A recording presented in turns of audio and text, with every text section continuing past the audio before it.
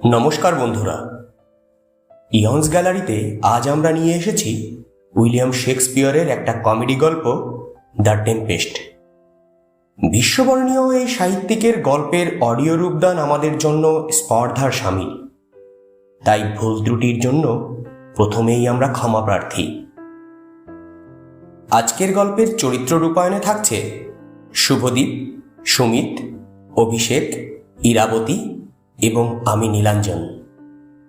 আমাদের আজকের গল্পের মিউজিক সংযোজন এবং কভার তৈরি করেছেন সূর্য। আর আপনাদের কাছে অনুরোধ, গল্পটি লাইক, কমেন্ট ও শেয়ার করে আমাদের পাশে থাকুন। আর চ্যানেল সাবস্ক্রাইব করে বেল বাটন চেপে দিন এরকম আরও সব গল্পের আপডেট পেতে। চলুন তাহলে শোনা যাক আজকের গল্প, উইলিয়াম শেক্সপিয়রের লেখা দ্য টেম্পেস্ট।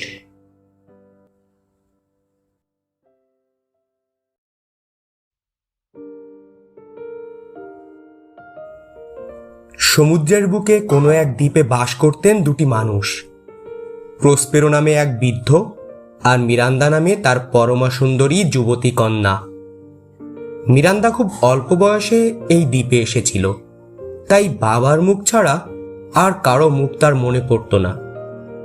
তারা বাস করতেন একটা পাথুরে গুহায়।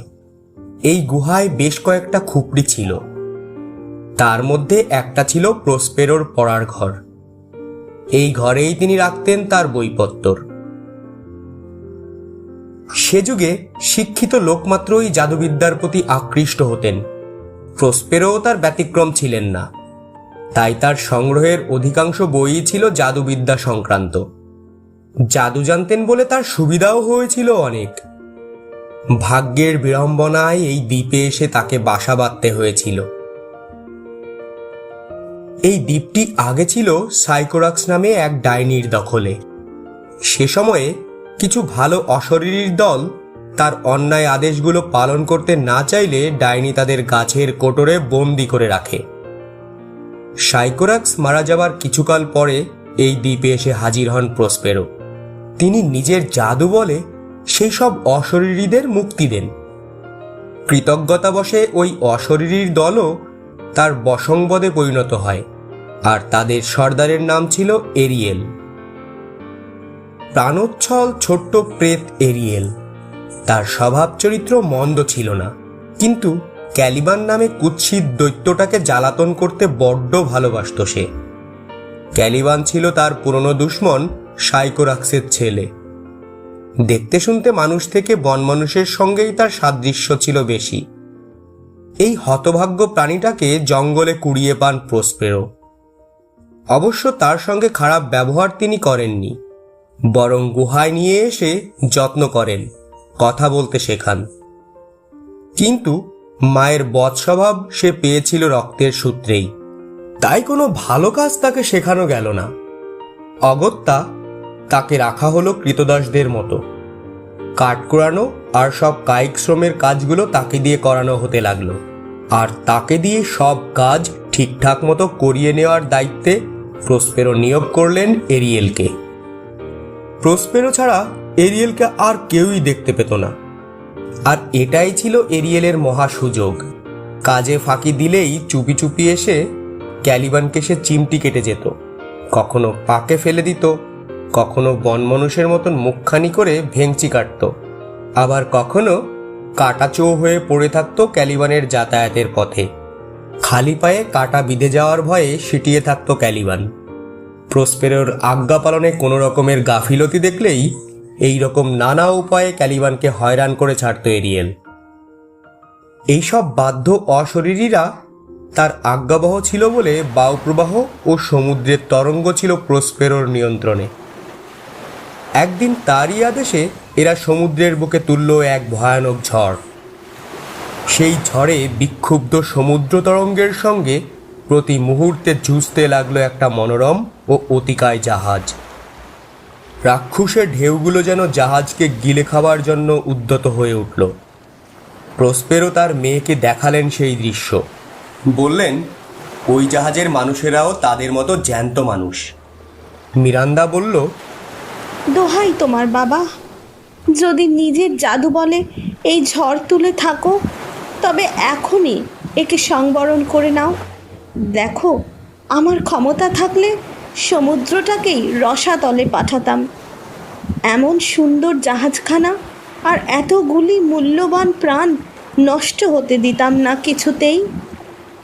প্রসপেরো বললেন, উতলা হোস না মা, আমার আদেশ আছে, ওদের কিচ্ছুটি হবে না। জাহাজের কারো গায়ে আঁচড়টুকু পর্যন্ত লাগবে না। আর এই যা করছি, এ জানবি তোরই জন্য।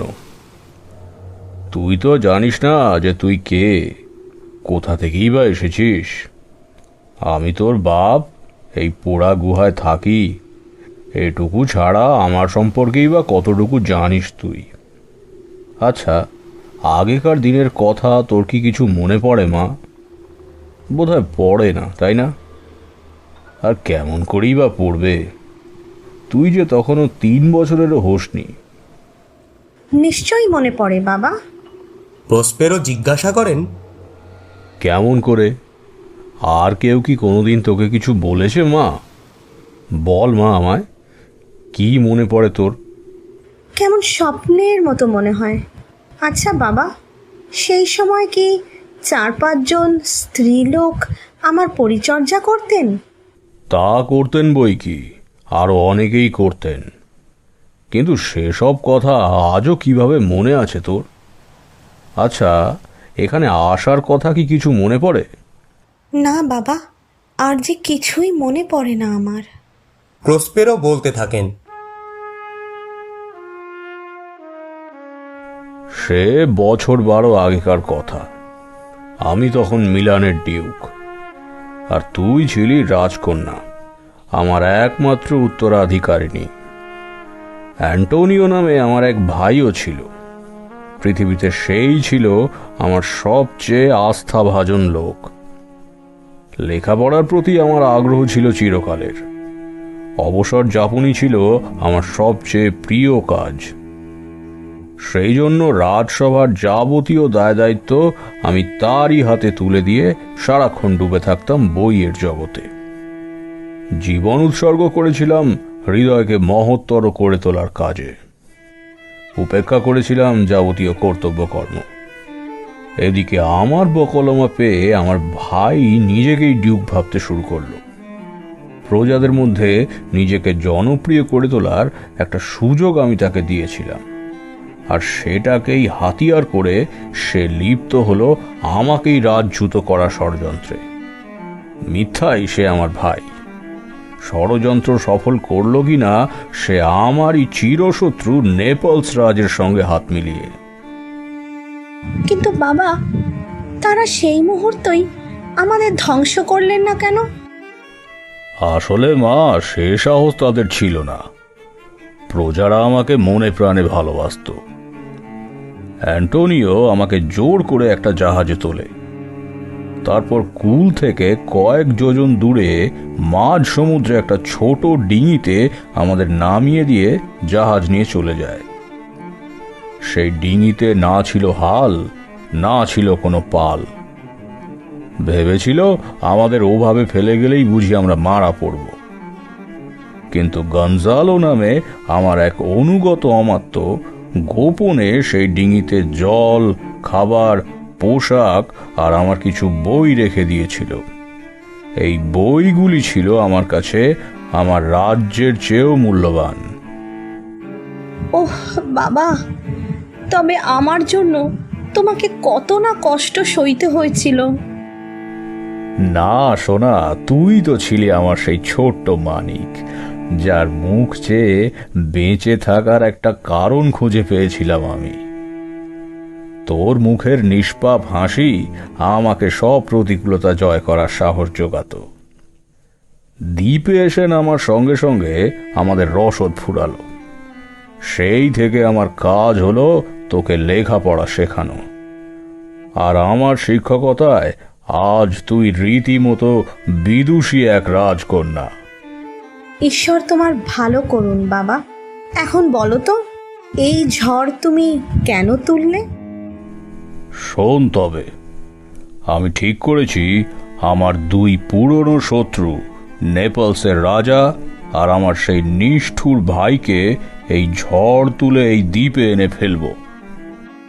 এই বলে মেয়েকে তার জাদু ছড়িটি দিয়ে আলতো করে স্পর্শ করতেই ঘুমিয়ে পড়ল সে। অশরীরী এরিয়েল হাজির হলো প্রভুকে ঝড়ের বিবরণ দিতে, কেমন করে জাহাজের যাত্রীদের জাহাজ থেকে বিচ্ছিন্ন করেছে সে তার ফিরিস্তি শোনাতে। মিরান্দা এই সব অশরীরীদের দেখতে পেত না, তাই প্রসপেরও চাইতেন না তাকে এদের সঙ্গে কথা বলতে দেখে তার মেয়ে ভাবুক বাবা নিজের সঙ্গেই কথা বলছেন। সেই জন্য এরিয়েল উপস্থিত হওয়া মাত্র তিনি ঘুম পাড়িয়ে দিলেন মেয়েকে। প্রসপেরো এরিয়েলকে জিজ্ঞাসা করলেন, কি সংবাদ আমার সাহসী বেতাল, তোমার কাজ শেষ করেছো? এরিয়েল তখন ঝড়ের এক চমৎকার বর্ণনা দিল, কেমন করে জাহাজের নাবিকেরা ভয়ে কুঁকড়ে গেল, যুবরাজ ফার্দিনান্দ জলে পড়ে গেল, বাপের চোখের সামনে তাকে গ্রাস করে নিল সমুদ্রের বিশাল ঢেউ। সেসব কথা বেশ গুছিয়ে বলল সে। তারপর এরিয়েল বলল, সে অবশ্য এখন নিরাপদ, দ্বীপের এক কোণে দুই বাহুর উপর হাত রেখে বসে আছে, ভাবছে বাপটা বুঝি ডুবেই মরল। তার নিজের কিন্তু একগাছি চুলেরও ক্ষতি হয়নি, এমনকি তার রাজপোশাকখানা ভিজে জবজবে হয়ে গেলেও আগের চেয়ে অনেক বেশি ঝলবল করছে এখন। সাবাস এরিয়েল, এখানে নিয়ে আসো তাকে। আমার মেয়ে যেন সেই তরুণ যুবরাজকে দেখতে পায়। আচ্ছা, ওই রাজা আর আমার ভাই, তারা সব কোথায়? তারা সবাই ফার্দিনান্দকে খুঁজছে, বাবার আশা অবশ্য খুব একটা করছে না কেউ। আসলে কিন্তু জাহাজের একজন যাত্রীও হারিয়ে যাননি, কিন্তু সকলেই ভাবছে সেই বুঝি একা এ যাত্রায় বেঁচে গেল। আর জাহাজখানা আমি অদৃশ্য করে নিরাপদ জাহাজঘাটায় লুকিয়ে রেখেছি। খুব ভালো কাজ করেছিস তুই এরিয়েল, কিন্তু এখনো যে অনেক কাজ বাকি। আরও কাজ বাকি? আপনি যে বলেছিলেন আমাকে চিরতরে মুক্তি দেবেন, প্রভু আপনাকে সে কথা একবার স্মরণ করিয়ে দিতে চাই। দোহাই আপনার, একবার ভেবে দেখুন কত ভালোভাবে সেবা করেছি আপনার। একটি মিছে কথাও বলিনি প্রভু, একটাও ভুল করিনি, কখনো কোনো কাজে না করিনি প্রভু। কেন ভুলে গেলি কোন যন্ত্রণা থেকে তোকে মুক্তি দিয়েছিলাম আমি? মনে পড়ে সেই ভয়ঙ্করী ডাইনি সাইকোরাক্সের কথা? মনে আছে তোর কোথায় তার জন্ম? আলজিয়ার্সে প্রভু। ঠিক, আলজিয়ার্সে। মনে আছে তোকে কোন অবস্থায় পেয়েছিলাম আমি? নাকি ভুলে গিয়েছিস ওই অলক্ষণের ডাইনিকে ওরা দেশ থেকে তাড়িয়ে দিল, তারপর নাবিকরা তাকে ফেলে গেল এই দ্বীপে, আর তুই ভালো মানুষ ভূত তার আদেশ অমান্য করলি বলে সে তোকে গাছের কোটরে বন্দি করে রাখলো। আমি যখন তোকে খুঁজে পাই তখন আতঙ্কে চিৎকার করছিস তুই। মনে পড়ে তোর? মনে পড়ে সেই যন্ত্রণার কথা যার থেকে তোকে মুক্তি দিয়েছিলাম সেদিন আমি? নিজের অকৃতজ্ঞতায় লজ্জা পেয়ে এরিয়েল বলল, মাফ করুন প্রভু, আমি আপনার আজ্ঞাই পালন করব। তাই কর, মুক্তি আমি তোকে একদিন ঠিকই দেব। এই বলে পরের কাজগুলো এরিয়েলকে ভালো করে শিখিয়ে পড়িয়ে দিলেন তিনি। এরিয়েল প্রথমে গেল ফার্দিনান্দের কাছে, দেখল যুবরাজ সেই একইভাবে বসে আছেন। সে বলল, কুমার বাহাদুর, এবার আপনাকে নিয়ে যাব মিরান্দা ঠাকুরানীর কাছে। আপনার সুকুমার রূপ যাতে তার চোখে পড়ে করব সেই ব্যবস্থা। আসুন মহাশয়, আমাকে অনুসরণ করুন। এই বলে সে একটা গান ধরল। গানটির মর্মার্থ, আপনার পিতা এখন অতল জলে নিমগ্ন, তার অস্থিতে আজ প্রবাল কীটের বাসা, চোখ দুটো হয়ে গেছে মুক্তা, আর তার কিছুই ক্ষয় হবার নেই, বরং সাগর এবার তাকে বদলে অদ্ভুতরে কোনো পদার্থে পরিণত করবে। সাগর বালিকারা প্রহর শেষে ঘণ্টা বাজাবে, ওই শোনো আমি শুনতে পাচ্ছি সেই ঘণ্টার তান। হারিয়ে যাওয়া বাবার এই অদ্ভুত সংবাদে তার অর্থহীন বিহব্বলতা কেটে গেল। মন্ত্রমুগ্ধের মতো অনুসরণ করলেন এরিয়েলের কণ্ঠস্বর। সেই স্বর তাকে পৌঁছে দিল প্রসপেরো ও মিরান্দার কাছে। একটা বিরাট গাছের ছায়ায় তারা বসেছিলেন। মিরান্দা জীবনে তার বাবা ছাড়া অন্য কোনো পুরুষকে দেখেনি। প্রসপেরো জিজ্ঞাসা করেন, মিরান্ডা, কি দেখছিস মা ওদিকে? বিস্মিত মিরান্দা বলল, বাবা, ও নিশ্চয় কোনো অশরীরী, তাই না? দেখো দেখো, কি সুন্দর দেখতে ওকে। সত্যি করে বলো বাবা, ও কি কোনো অশরীরী নাকি আমাদেরই মতো মানুষ? না মা, ও কোনো অশরীরী নয়। আমাদেরই মতো খিদে, তেষ্টা, ঘুম সবই ওর আছে। ওর অনুভূতিগুলো আমাদেরই মতো। কেবল বিষণ্ণ বলে তোর ওকে একটু অন্যরকম লাগছে, নইলে ওকে তুই বলতিস সুপুরুষ ব্যক্তি। আসলে নিজের হারিয়ে যাওয়া সঙ্গী সাথীদের খুঁজে বেড়াচ্ছে ও। মিরান্দা ভাবত সব পুরুষ মানুষেরই তার বাবার মতো গম্ভীর মুখ আর সাদা দাড়ি থাকে। তাই এই রূপবান যুবককে দেখে সে ভারী খুশি হল।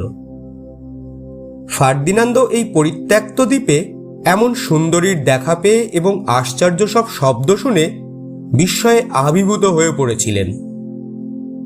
তিনি ভাবছিলেন যে নির্ঘাত কোনো মায়াবী দ্বীপে এসে উপস্থিত হয়েছেন তিনি, আর এ দ্বীপের অধিষ্ঠাত্রী দেবী হলেন এই মিরান্দা। সেভাবেই তাকে সম্বোধন করলেন তিনি। দুরু দুরু বুক নিয়ে মিরান্দা জানালো যে সে কোনো দেবী নয়, বরং সাধারণ এক মেয়ে। আপন পরিচয় সে যুবককে জানাতে যাচ্ছিল, কিন্তু এমন সময় প্রসপেরো এসে বাধা দিলেন তাদের কথাবার্তায়। তারা একে অপরকে বেশ পছন্দ করছে দেখে প্রসপেরোও খুশি হলেন। তিনি বেশ বুঝতে পারছিলেন যে আমরা যাকে প্রথম দর্শনে প্রেম বলে থাকি, এক্ষেত্রে ঠিক তাই ঘটছে। তবুও ফার্দিনান্দকে একটুখানি বাজিয়ে দেখার জন্য তাদের প্রেমের পথে কিছু বাধা সৃষ্টি করতে চাইলেন তিনি। যুবরাজকে সম্বোধন করে কড়া ভাষায় অভিযোগ করলেন সে একজন গুপ্তচর। প্রসপেরোর দ্বীপ প্রসপেরোর কাছ থেকে কেড়ে নেওয়ার জন্য সে এখানে আগমন করেছে। আমাকে অনুসরণ করো। তোমার পার গর্দান একত্রে শৃঙ্খলিত করব আমি।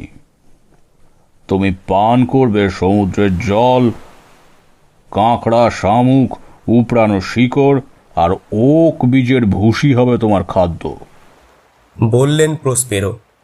ফার্দিনান্দ দৃঢ় কণ্ঠে বলল, না, যতক্ষণ না আমার অপেক্ষা অধিক শক্তিশালী কোনো শত্রুর হাতে পরাস্ত হই, ততক্ষণ পর্যন্ত আমি বাধা দেব।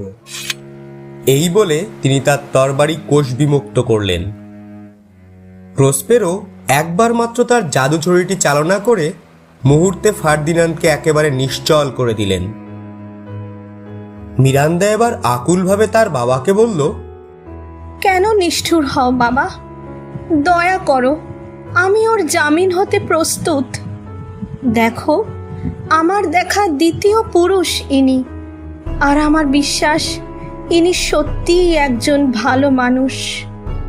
চুপ কর, এত স্পর্ধা তোর? শুধু আমাকে আর ক্যালিবানকে দেখেই তোর মনে হলো পৃথিবীতে ভালো মানুষ আর একটাও মেলে না? ওরে বোকা মেয়ে, জেনে রাখ, এই লোকটা ক্যালিবানের চেয়ে কিছু ভালো হতে পারে, কিন্তু পৃথিবীতে এর চেয়েও ঢের ভালো পুরুষ তুই খুঁজে পাবি। কথাগুলো মেয়েকে তিনি বললেন তাকে বাজিয়ে দেখার জন্য। মেয়ে উত্তর দিল, আমার ভালোবাসার কোনো উচ্চাকাঙ্ক্ষা নেই বাবা, আর নেই বলেই এর চেয়েও ভালো কাউকে দেখার প্রবৃত্তিও আমার নেই। সঙ্গে এসো যুবক, আমাকে অমান্য করার শক্তি আর তোমার নেই। যুবরাজকে আদেশ করলেন প্রসপেরো। তা নেই বটে, আশ্চর্য হয়ে বললেন ফার্দিনান্দ। তিনি বুঝতে পারেননি যে প্রসপেরোর জাদু বলেই তিনি তার বাধাদানের সব ক্ষমতা হারিয়ে ফেলেছেন। অন্য কোনো উপায় না দেখে পিছু পিছু তিনি চললেন গুহার দিকে। কিন্তু চলতে চলতে পেছন ফিরে যতক্ষণ মিরান্দাকে দেখা যায় ততক্ষণ বলে চললেন, আমার সর্বশক্তি আবদ্ধ। আমি যেন স্বপ্নের ঘোরের মধ্যে রয়েছি, কিন্তু এই ব্যক্তির ভীতি প্রদর্শন বা আমার সব দুর্বলতা যা আমি এখন অনুভব করছি তা সবই লাঘব হয়ে যেতে পারে যদি বন্দি দশায় প্রত্যহ একবার এই অপরূপার দর্শন পাই আমি। প্রসপেরো ফার্দিনান্দকে বেশিক্ষণ গুহায় আটকে রাখলেন না, বরং বাইরে এনে অত্যন্ত ভারী কিছু কাজের দায়িত্ব তার উপরে চাপিয়ে দিলেন। খেয়াল রাখলেন যেন তার কন্যা জানতে পারে ঠিক কী রকম পরিশ্রমের কাজ তিনি ফার্দিনান্দকে দিয়ে করাচ্ছেন। তারপরে পড়ার ঘরে চলে যাওয়ার ভান করে গোপনে নজর রাখতে লাগলেন যুবরাজ ও মিরান্দার গতিবিধির উপর।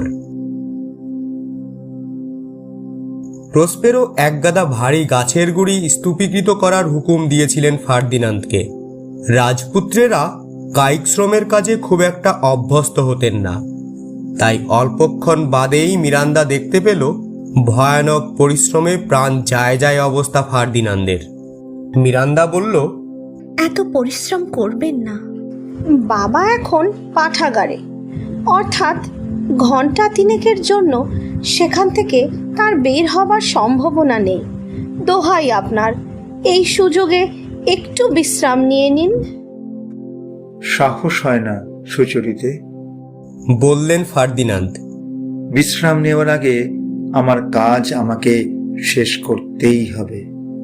তবে আপনি একটু বসুন, আমি কিছুক্ষণ না হয় আপনার হয়ে কাঠ বয়ে দিই। মিরান্দা বলল, কিন্তু ফার্দিনান্দ কিছুতেই সে প্রস্তাবে রাজি হলেন না। সাহায্যের বদলে মিরান্দা হয়ে উঠল তার কাজের দীর্ঘসূত্রিতার কারণ। অনেকক্ষণ ধরে চলল তাদের প্রেমালাপ, ফলে কাঠ বহনের কাজের গতিটা হলো মন্দ। মেয়ে ভেবেছিল বাবা পাঠাগারে, আসলে প্রসপেরো আদৌ সেখানে ছিলেন না।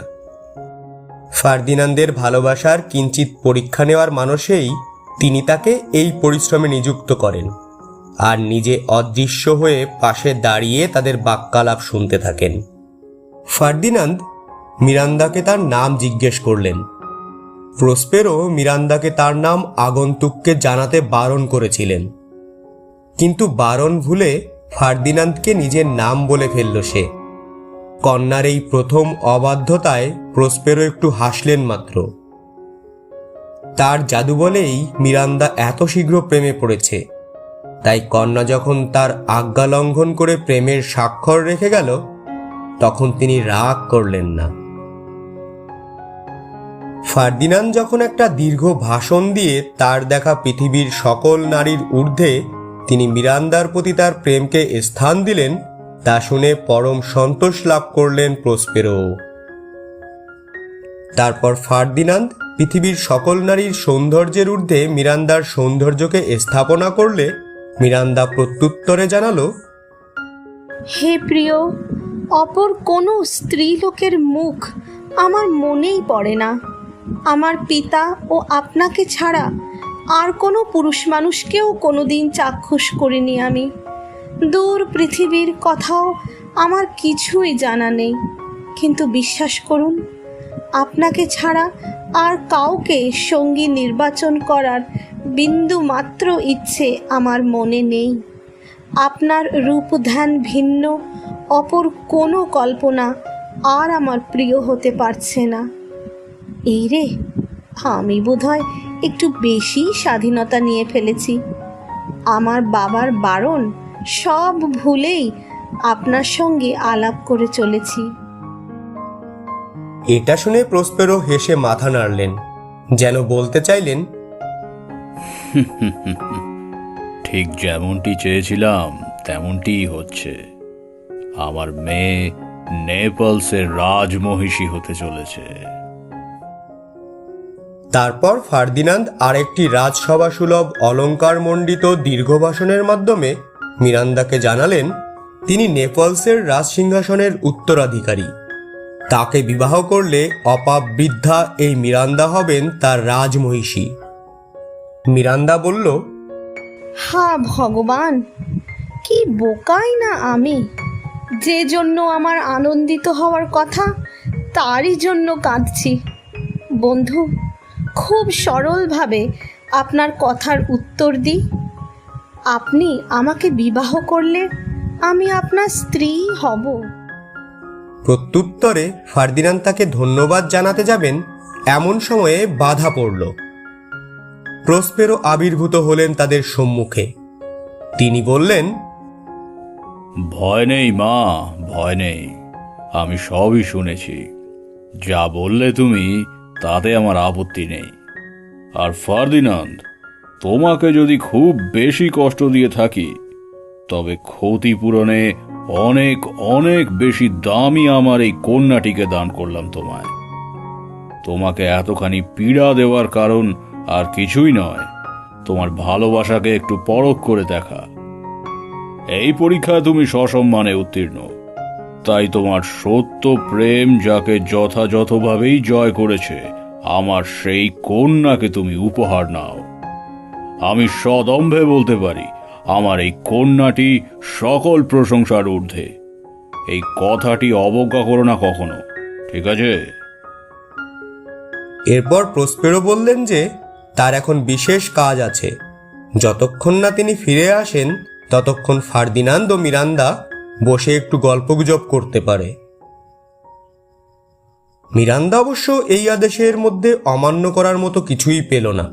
ফার্দিনান্দ ও মিরান্দাকে রেখে এসে প্রসপেরো ডাক দিলেন এরিয়েলকে। এরিয়েলও হাজির হলো চকিতে। প্রসপেরোর ছোট ভাই ও নেপলস রাজের কি হাল করেছে তা প্রভুকে জানাবার জন্য ব্যগ্র হয়ে উঠেছিল এরিয়েল। সে বলল, নানা রকম আশ্চর্য দৃশ্য দেখিয়ে ও নানান অদ্ভুত শব্দ শুনিয়ে সে ভয়ে অচৈতন্য করে এসেছে তাদের। ঘুরতে ঘুরতে ক্লান্ত ও ক্ষুধার্ত হয়ে পড়ে তারা। তখন এরিয়েল তাদের সামনে মেলে ধরে এক এলাহি ভোজের আয়োজন। তারপর যেই না তারা সেই সব ভোজন সামগ্রীর দিকে এগিয়েছেন, অমনি অতিকায় ডানা বিশিষ্ট অতিভোজী দৈত্য হার্পির ছদ্মবেশে তাদের সম্মুখে আবির্ভূত হয় এরিয়েল। আর সঙ্গে সঙ্গে অদৃশ্য হয়ে যায় সব ভোজ্য সামগ্রী। তারপর আশ্চর্য হয়ে তারা শোনেন, হার্পি তাদের স্মরণ করিয়ে দিচ্ছে প্রসপেরোকে রাজ্য থেকে বিতাড়ন, তাকে ও তার শিশুকন্যাকে অকুল সমুদ্রে মৃত্যুর মুখে ঠেলে দেওয়ার তাদের সেই নিষ্ঠুর প্রয়াসই তাদের আজকের এই ভয়াবহ দুরবস্থার কারণ। নেপলস রাজ ও প্রসপেরোর দুষ্ট ভাই তখন প্রসপেরোর প্রতি তাদের কৃত অন্যায়ের জন্য অনুতাপ করতে লাগলেন। এরিয়েল তার প্রভুকে জানালো, সে নিশ্চিত তাদের এই অনুতাপ আন্তরিক। এমনকি এও বলল যে একজন অশরীরী হয়েও সে তাদের প্রতি দয়াদ্র চিত্ত না হয়ে পারছে না। প্রসপেরো বললেন, তবে তাদের এখানে নিয়ে আয় এরিয়েল। যদি তুই এক অশরীরী হয়ে তাদের কষ্টে বেদনা অনুভব করতে পারিস, তবে আমি তাদেরই মতন একজন হয়েও কেন তা পারবো না। এখনই এখানে নিয়ে আয় ওদের, যা। এরিয়েল তখনই ছুটল নেপলস রাজ অ্যান্টোনিও ও বুড়ো গঞ্জালোর দলটিকে ধরে আনতে। এক আশ্চর্য সুর বাজিয়ে সে তাদের বাধ্য করল তাকে অনুসরণ করতে। এভাবে এরিয়েল তাদের নিজ প্রভুর সন্নিকটে হাজির করল। এই গঞ্জালোই সেই ব্যক্তি যিনি প্রসপেরোর ডিঙ্গিতে রসদ সামগ্রী ও বই রেখে তার প্রাণ রক্ষা করেছিলেন। ভয়ে দুঃখে অভিভূত হয়ে তারা প্রথমে প্রসপেরোকে চিনতেই পারলেন না। তখন প্রসপেরো দয়ালু বুড়ো গঞ্জালোকে তার জীবন রক্ষক বলে উল্লেখ করে তার কাছে প্রথমে আত্মপ্রকাশ করলেন। আর তারপরেই প্রসপেরোর ভাই ও নেপলস রাজ চিনতে পারলেন যে ইনিই তাদের পূর্বকৃত অপরাধের শিকার নির্বাসিত ডিউক প্রসপেরো। অন্তরের অনুশোচনায় আর্দ্রনয়ন অ্যান্টোনিও দাদার কাছে ক্ষমা চাইলেন। তার বিরুদ্ধে কৃত ষড়যন্ত্রে নেপলস রাজের হাত ছিল, তাই তিনিও ক্ষমা চাইলেন নির্বাসিত ডিউকের কাছে। উদার চিত্তে প্রসপেরো ক্ষমা করলেন উভয়কেই। তারা প্রসপেরোর হৃতরাজ্য প্রসপেরোর হাতেই পুনরায় প্রত্যাবর্তনের প্রতিশ্রুতি দিলেন। তখন প্রসপেরো নেপলস রাজকে বললেন, তোমার জন্য একটি উপহার গচ্ছিত আছে আমার কাছে। এই বলে তিনি দরজা খুলে দিলেন। সবাই দেখল যুবরাজ ফার্দিনান্দ বসে দাবা খেলছে মিরান্দার সঙ্গে। নেপলস রাজ ও ফার্দিনান্দ উভয়ই মনে করেছিলেন অপরজনের সলিল সমাধি ঘটেছে, তাই পিতাপুত্রের এই অপ্রত্যাশিত পুনর্মিলনে তাদের আনন্দের সীমা রইল না। মিরান্দা বলল, কি আশ্চর্য, কোথাকার মহৎ সৃষ্টি এরা। তবে কি এমন কোনো এক সাহসী ভুবন আছে যেখানে এমন সব ব্যক্তিরা বাস করেন? তরুণী মিরান্দার রূপসৌন্দর্য দেখে ছেলের মতো বাবাও আশ্চর্যান্বিত হয়ে গেলেন।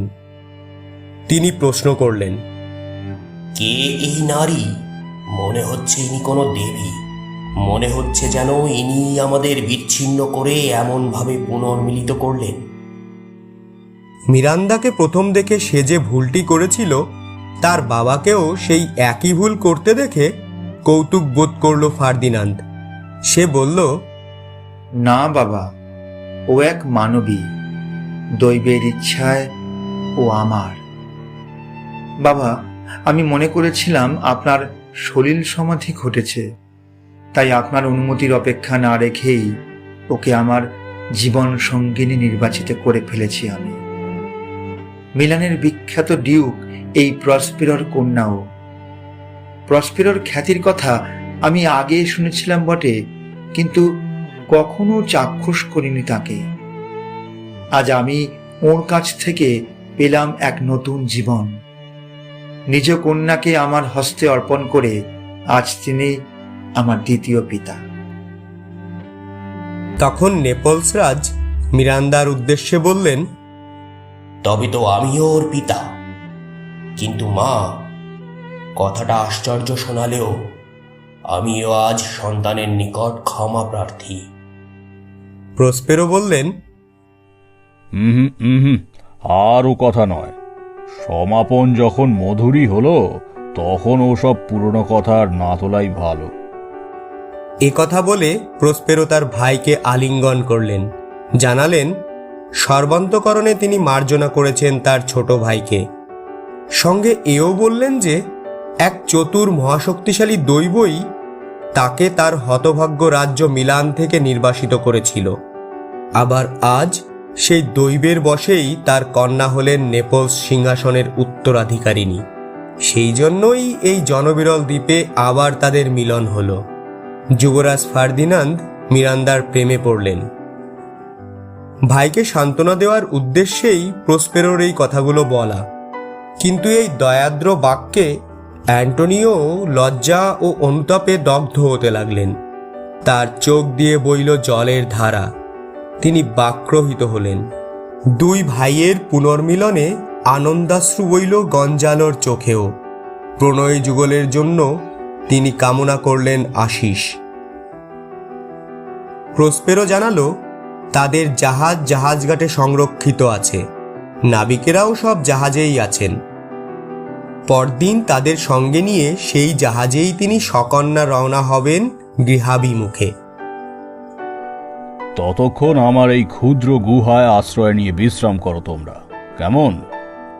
আজকের সান্ধ্য বিনোদন হিসেবে তোমাদের শোনাতে চাই এই পাণ্ডব বর্জিত দ্বীপে আসার পর থেকে ঘটে যাওয়া আমার জীবনের সকল কাহিনী, বললেন প্রসপেরো। এরপর প্রসপেরো ক্যালিবানকে ভোজন প্রস্তুত করার আদেশ করলেন আর বললেন গুহাটি গুছিয়ে গাছিয়ে রাখতে। সকলেই অবাক হলেন যখন তারা শুনলেন এই কিম্ভূত বুনো দৈত্যটা নির্বাসনকালে প্রসপেরোর একমাত্র আজ্ঞাবহ ছিল।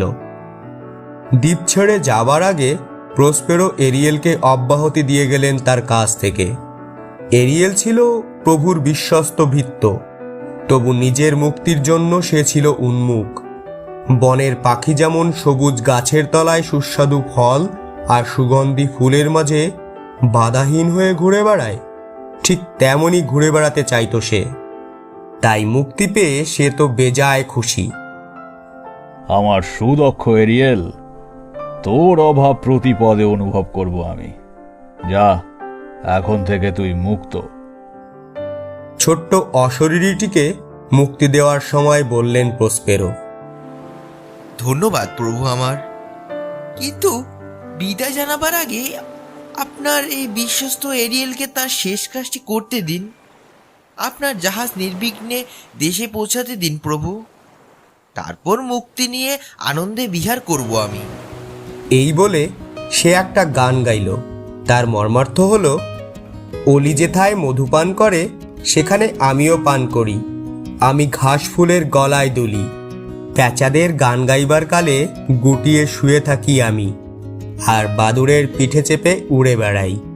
চৈত্র শেষের সুখে আমি রই মহাসুখে, যে ফুলটি ফোটে বৃক্ষতলে আমি রই তারই তলে। তারপর প্রসপেরো মাটির গভীরে পুঁতে রাখলেন তার জাদু গ্রন্থাবলী ও জাদু ছড়িখানি। তিনি মনস্থির করেছিলেন আর কোনোদিন জাদুবিদ্যার প্রয়োগ ঘটাবেন না। এভাবে শত্রুদের জয় করে ভাই ও নেপলস রাজের সঙ্গে পুনর্মিলিত হয়ে তার আনন্দের সীমা রইল না। বাকি রইল শুধু স্বদেশে প্রত্যাবর্তন করে স্বহস্তে শাসনভার পুনর্বার তুলে নেওয়া এবং তার কন্যার সঙ্গে যুবরাজ ফার্দিনান্দের বিবাহ দেওয়া। রাজা বলেছিলেন, নেপলসে ফিরেই সেই উৎসব তারা মহাসমারোহে পালন করতে চলেছেন। অশরীরী এরিয়েলের নিরাপদ তত্ত্বাবধানে এক মনোরম সমুদ্রযাত্রার পর খুব শীঘ্রই সেখানে উপস্থিত হতে চলেছেন তারা।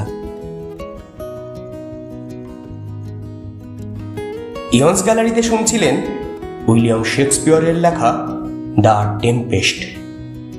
শীঘ্রই ফিরে আসব নতুন আরও গল্প নিয়ে। সে পর্যন্ত সঙ্গে থাকুন, ভালো থাকুন।